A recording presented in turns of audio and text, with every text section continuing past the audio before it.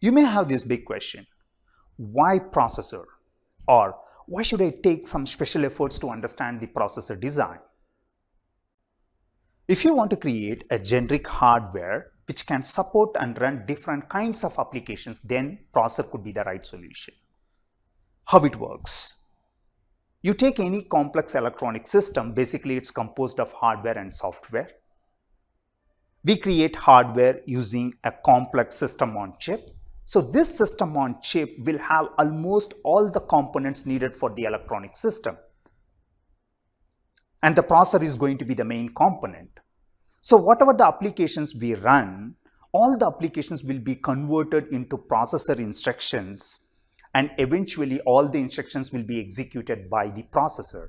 That's how the processor is going to initiate and do all kinds of operations.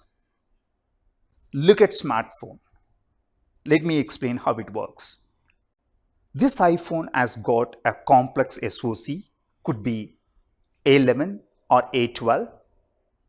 This SoC has been built using ARM core, could be dual or quad core. Dual means 2 cores, quad means 4 cores, 4 processors. Obviously, we need multiple processors to run multiple applications in parallel. That's what the operating system does. This iPhone has operating system called iOS.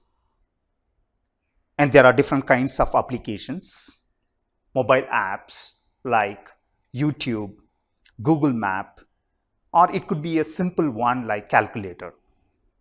So when I click on any particular mobile app, for example, calculator, what happens?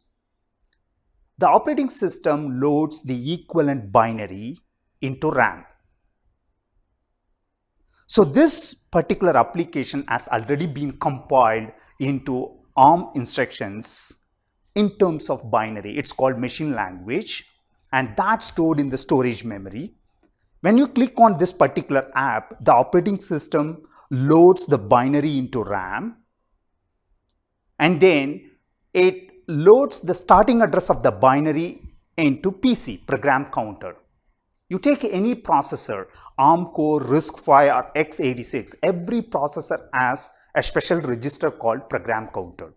So the starting address will be loaded in program counter, and the program counter is going to increment sequentially. That's how the processor is going to fetch all the instructions from the memory. So the processor will fetch all the instructions from RAM, and then it's going to execute all the instructions.